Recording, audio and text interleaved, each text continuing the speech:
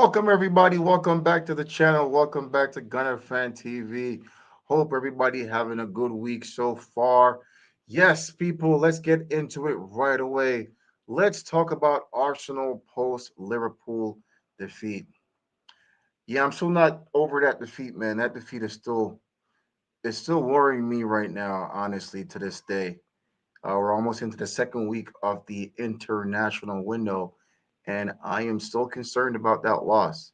However, there's some good news. We have a couple Arsenal international players who have been doing well for their international teams, and that just spells a positive thing for Arsenal because that's what we need. We need Arsenal players coming out of this international break. Two things here. We need them coming back injury free, and we need them motivated and confident moving into that Forest game. So let's just get into some topics real quick that I've outlined here that we're going to talk about. There hasn't been any club football, but yes, we're going to have a game this weekend coming up against Forest. But we'll get into that later. While you're here, guys, please smash the subscribe button, like, comment, listen, help your boy out real quick. This is a new channel, and we're trying to grow the community, the Arsenal community, and football as a whole. So I appreciate everything that you guys do in order to help me grow this channel. I appreciate the likes, comments, and also hit that subscribe button. The first thing I want to talk about today, guys, is Max Dowman. Max Dowman was actually placed on Arteta's Champions League squad, which is very interesting because, as we know, this is Max Dowman's breakthrough season for Arsenal, and he's done pretty well throughout the preseason. Performed very well for Arsenal and looked a danger every time he's introduced into the fold. So he was named in Arsenal's 23-man Champions League squad, which would make him the youngest player to play in the Champions League if he does enter before his 16th birthday. So that's another milestone for Arsenal. We know recently we had Ethan Wanieri a couple seasons ago who was introduced into Arsenal's senior team and did very well. So now we have another youngster coming through in the lights of 15-year-old Max Dowman, who has impressed a lot of people since he's come onto the scene. With that being said, though, Jesus is the noticeable absent from this 23-man squad, and honestly, that's expected because he's still injured. He's still recovering from an injury, so we wouldn't expect him to be a part of the squad. However, Kai Havertz, yeah, I think Kai Havertz is Mikel Arteta's child, man. He is included into the squad. Um, all biases aside, I think it's needed because we need depth.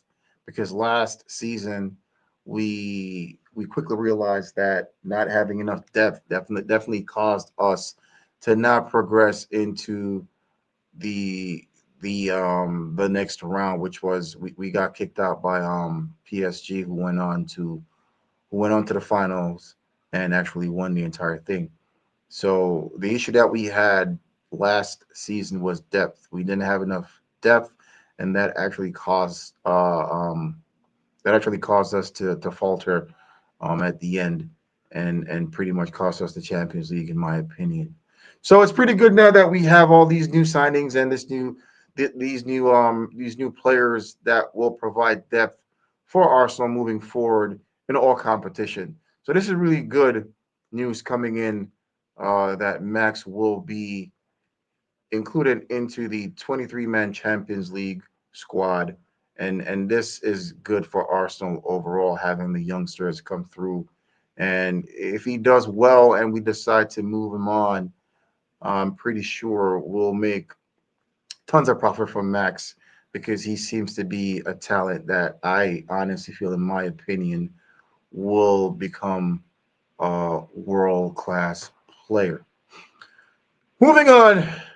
So after the defeat, there's been a lot of naysayers and a lot of people who criticize Mikel, and I am one of them. I mean, if he's not doing well, if a coach isn't doing well, you can't just follow him blindly. You have to give your views. You have to be objective of the coach and the manager. If they're winning, you praise them. You give them their props. But if they're also doing a terrible job and they're not living up to the expectation of the club and you as a fan, then you need to express yourself. And obviously, the fans, Arsenal fans, I would say the wider majority, while a lot of the fans actually they do criticize Mikel, and on the other hand, you do have some Mikel fanboys who will not release Mikel Arteta's coat tape, the tail of his coat tail, as they say. Um, but after the game, Peter Schmeichel, which is listen, it's nothing new. He's an old Manchester United player, big rivalry there.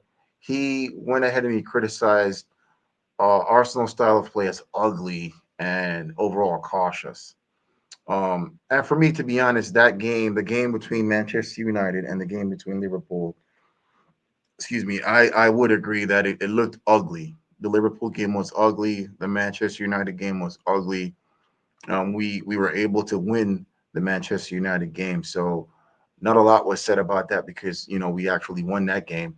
However, we lost the Liverpool game, and it was ugly and overly cautious. And Mikel Arteta seems to really have his hands directing traffic, even though he's the coach on the side and he won't allow the players to express themselves.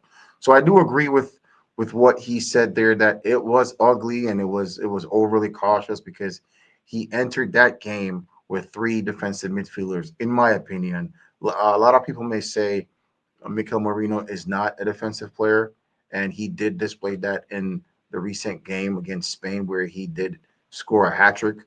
So some people will say he's not a defensive player, but for me, we have a more attacking player in the likes of Eze, which I think would have better suited would have been which would have been better suited for that game, as there wasn't any creative spark to feed Gyökeres, and as a result of that, Gyökeres didn't look good at all in the last two games, to be honest. Um, so Martin Keown came to Arteta's defense, and he did say that the comments were a little bit deranged, and he defended Arteta, saying that the team was evolving, and we do look better um, than we were years ago when we were finishing eighth, and most of the fans would agree. But I think the issue that we're having is that we need to get past that. We need to move past the whole stigma of us. Hey, look at where you were before and look at where you are now. If we are a big club, then our ambition can't be okay. We're competing and we're always coming in second place. We need to get over the line. Us fans having all this banter every season saying that we claim to be a big club, but we still can't win trophies. And for 21 years, we haven't won the league, right? We've never won the Champions League, right? So these are two trophies that have eluded us over the years, and we're kind of on the brink of getting there, but we just need something different, which I thought we were going to achieve in, I think it was 22-23 season, when we looked really, really good. We looked very attacking.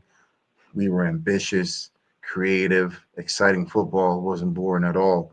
We were blitzing teams, scoring lots of goals, and eventually we bottled it. And I think that's where Arteta kind of got a little bit of PTSD and decided to go more defensive. And we've seen that in the emergence of a lot of defensive minded players that he's brought into the club, right? And we've seen that over the years. Um, Numerous left backs, center backs. We have three right backs. We still have three left backs in the team. Um, but overall it's cover. So honestly, I'm not too upset about that because it's considered as cover. And if I'm going to be honest, I think all the players that came into the defense, they have quality, right? And we've seen that in the game that Mascara played. Mascara came on in the Liverpool game, and he looked pretty good. He held his own, and it was pretty much a it wasn't a debut because he did play in the games prior in a game prior, but um, he played for a longer period throughout that game, and he really looked. He convinced me and he impressed me, to be honest. So if I'm going to be fair, then there is quality in the defensive portion of our team. The issue lies though in our attack, and that just shows it's been it's we've seen this over the years. We've seen this where um we I don't know, we're not scoring the way we used to score goals before, right? We used to blitz teams left and right. You know what I'm saying? Like goals weren't an issue for us. Goals were never an issue for us. We would be, you know, coming out in the Emirates, and teams would go to low block, and we would still be entertaining. We would still push forward. We will still be creative. But after that season where we bottled 10 points, there was a whole shift in the dynamic of play, and it just became U-shaped, boring ass football. But Martin Keown did defend Arteta, and he did say that, listen, the team has evolved, and you know we now have some sort of system that we're using, and we are difficult to beat. However, he did say that Arteta needs to loosen the tactical um, rigidity of the team. It's way too structured, and he needs to just basically allow the players to express themselves. And I do agree, because we see when these players they go out and they play for their countries, their different international countries. Um, when they're on international duty, rather, they perform at a high level. Martin Odegaard scored today. Mikel Merino scored a hat trick for Spain. Um, so we need to allow these guys to express themselves. And with the emergence of the young players in the squad, the millennials as they call them, coming through the ranks like Waneri and Dalman, and most recently Kakuri, who actually did feature for Albania in the current international break. Um, these guys, they're fearless, they're hungry. You know what I'm saying? And that's what you get from kids coming through the academy into the senior team, right? They're not yet, under that regime, under that thinking of the manager. They still love the game. They're excited. They want to prove themselves, so they're fearless, and that brings a different dynamic into the team. As we see in Max Dahman, when he comes on, man, he's just so explosive. He's a live wire, and he just it's just an ace in there that defenders aren't ready for, because Arsenal typically we don't express ourselves like that anymore. We used to be a team like that where our DNA is to play attractive, free flowing football. So when Max comes on, that throws them off because they're not expecting that. They're expecting us to, continue moving the ball around in a U-shaped manner. But so that's what we want to see more of, and hopefully these young kids who are coming through, they will give us more as it pertains to flair and be fearless. Now, today, I think it was today. Yeah, I was looking through the news, and actually, I wasn't surprised. I wasn't surprised, to be honest, because there was some issues going on between, um, well, within the Forest camp, right? Nottingham Forest, and Nuno, I found out today, got sacked, right? Because he had a falling out um, with the hierarchy, right? The hierarchy, which is Edu. who is the sporting director, um, and the owner. Um, and it just got messy where you knew he was kind of in trouble when he called out the owner, um, just outright called him out in front of the whole world to see. You don't do that to your employers. I mean, it was a brave move, but even the best of managers, that doesn't work for them. I remember Jose Mourinho did that. Right after that, he got sacked. Conte did that at Spurs. Didn't work out for him either. Um, and no, Nuno did it, and he's at the door. The reason why I'm saying this is that they hired Ange Postacoglu, and as you could remember, Big Ange just won the Europa with Spurs, and he got fired, but now he's back in the Premier League coaching Forest. Quite interestingly, we have Forest this weekend coming up. Um, Honestly, I don't think it would have been an easy game, anyways. But we all know when there's a new coach involved, there's always a new coach bounce, and it makes it harder now for us going there, right? Off the back of a defeat from Liverpool, or playing them off the back of a defeat from Liverpool. So Ange coming in, we know the type of football Ange plays. He doesn't play a low block. I don't know if he's changed since he got sacked. I'm hoping not for this game because we would love for him to be open so you know, we could just do our thing and play free flowing football. But we do know the type of football Ange is used to playing, which is a high line, and he tries to attack also. So hopefully that will work out in our favor. However, he's a new coach coming into a team that's not bad. It's not an awful team. Forest is, remember last season that they barely missed out on Champions League, so they're not a bad team.